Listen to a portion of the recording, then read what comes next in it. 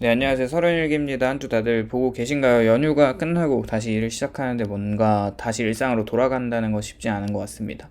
밀린 일도 좀 쌓여있고 정신없이 하루하루를 보내고 있는데요. 우선 채권 시장에서는 화요일 밤 월스트리트와 BOJ의 싸움이 한창 일어났습니다.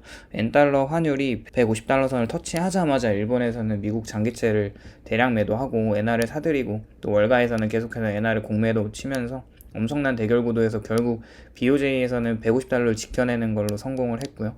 그러면서 채권은 거의 10년물이 4.82달러까지 솟아오르면서 TLT 기준으로는 84불선까지 내려갔었죠. 다행히 수요일 저녁에는 ADP 비농업 고용보고서가 발표되었는데, 이게 생각보다 월가에서 바라보는 컨센서스의 거의 절반이나 하회하는 서프라이즈를 보여주면서 화요일 저녁에 발표되었던 졸츠 구인이직 보고서에서는 880만 명 정도의 구인 보고서가 월가의 추정치였지만, 실제로 전월 대비 80만 명 정도가 더 구인 구직 건수가 많아지면서 채권 패닉셀에 영향을 주기도 했었는데요. 아무래도 고용이 아직까지도 계속 강하기 때문에 연준에서는 고용 둔화를 원하고 있지만, 시장에서는 아직 노동시장이 탄탄하다는 근거로 금리 인상의 무게가 더 실려버렸습니다. 다행히 시간차를 두고 졸츠 보고서에서 나온 이후에 ADP 민간 비농업 고용 보고서에서는 까보니까 실제로 생각보다 일자리가 많이 늘어나지는 않았는데 라는 반응으로 채권 시장이 다소 안정되는 모습을 보였고요. 우선 채권 자경단들이라고 하는 사람들이 10년물은 5%까지 넘어간다는 이야기를 현재 채권 시장에서는 정설로 받아들이고 있죠.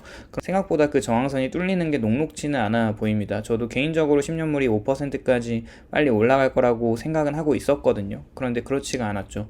이번에 미국의 하원에서는 케빈 메카지가 해임이 되었습니다. 공화당에서는 열받을만 하죠. 예산 편성에서 좀 공화당에서 민주당의 태클을 걸어줘야 되는데 그냥 돈을 막 쓰도록 그냥 둔다는 게 사실 공화당 대표라고는 볼 수가 없겠죠. 어젯밤에는 유가가 WTI 기준으로 거의 5% 정도 하락을 하면서, 이게 어느 관점에서 보느냐에 따라 다르겠지만 비농업 고용 보고 발표 이후에 벌어진 이후라서 현재 미국 경제만 전 세계에서 강력한 상황인데, 기업들이 점점 구인 건수를 줄이고 있는 상황과 여러 가지 이제 소비 둔화가 본격적으로 일어날 것 같으니까 유가가 150불의 상방으로 올라가기보다는 하락을 면치 못하고 있습니다. 시황에 대해서는 저보다 영상을 보고 계신 분들이 더 많이 알고 있을 거라고 딱히 할 얘기는 없고요. 최근에는 채권금리가 고공행진으로 경기 침체가 더 가시화가 되고 있어요. 기업들은 앞으로 24년부터 만기되는 자금에 대한 리파이낸싱을 또 해야 되는데, 예전에 10년물 금리가 낮을 때 받아놓았던 저금리 때 받을 수 있는 듀레이션이 끝나면서 앞으로 점점 더 이자 비용이 상승하겠죠. 그만큼 투자할 수 있는 기업들은 점점 줄어들고,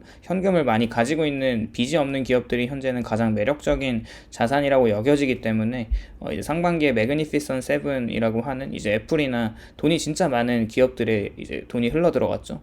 투자자들은 그것보다도 그냥 MMF 단기 채권으로 이루어진 상품으로 계속 돈을 옮기고 있습니다. 계속해서 MMF에 이제 돈이 점점 더 시간이 지날수록 많아지고 있는 거고, 또 이제 봐야 할 게 은행 주가를 좀 보면 중소은행 위주로 엄청나게 하락을 하고 있고, 대형은행이라고 하는 뱅크 오브 아메리카는 9월 한 달간에 10% 넘게 빠지고 있습니다. JP모건이나 뱅크 오브 아메리카에서 미국 장기 채권을 많이 들고 있는 채권금리가 올라감에 따라 장부상으로 손실 처리를 하지 않고 그러고 있지만, 투자자로 하여금 좋게 보이지는 않는 거죠. 저는 개인적으로 기존에 발행되었던 채권을 가지고 있는 개인뿐만 아니라 미국의 중소은행이나 대형은행 할 거 없이 모두가 필연적으로 그동안 가지고 있었던 자산이 채권인 것을 생각해 봤을 때, 이 미국의 장기 채권은 이런 채권 금리가 계속해서 상방으로 5% 이상 계속 유지할 수 있을까라는 의문점을 가지고 있고요. 그래서 오히려 오늘은 더 매입을 추가로 했습니다.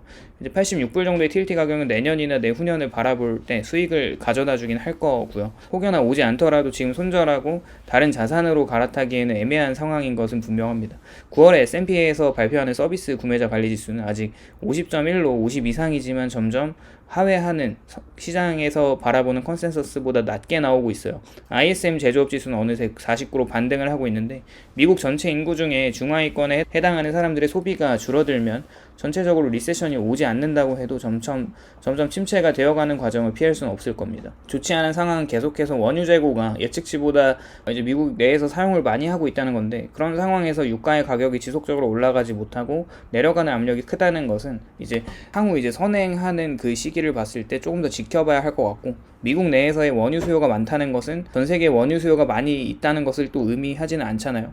매크로 지표가 단기 주가 흐름이나 채권 금리는 어떻게 진행될지 알 수 없으나, 이번 남은 4분기 미국에 8,500억 달러 규모의 추가로 채권 발행을 할 텐데, 이것으로 프라이싱된 채권금리 5%로 인해서 시장에 가해질 충격이 엄청날 것이고 이미 페드는 이 상황을 인지하지 못할 리가 없다고 생각하거든요. 또 그런 것을 의도적으로 시장에게 주는 충격들을 은근히 바라고 있는 모습인데 아직까지도 옐런은 미국은 강하고 괜찮다라는 무책임한 발언을 하고 있는 상황이 시장에서는 장기금리를 올려버리는 이제 무반응으로 대응해버리니까 미국도 지금 외통수에 걸려 있겠죠. 우선 채권왕이라고 불리는 건들락이나 빌그로스는 침체 시그널이 강하게 왔다고 합니다. 우선 그 이유 중에 하나는 모기지 금리가 정말 어마어마하게 높다는 것인데 월가에서는 이게 7을 넘어서 8까지도 간다고 이야기를 하고 있죠. 결국 지금 급격하게 둔화되는 주택 시장에서는 새 집을 살 여유도 기존의 집을 팔 사람도 새 집을 7% 이상 30년물 고정금리를 주고 살 사람은 없습니다. 결국 중국만큼은 아니지만 미국 같은 부동산 시장이 큰 국가에서는 주택 시장의 냉각기는 앞으로 점점 더 주택 건설에 대한 내구재나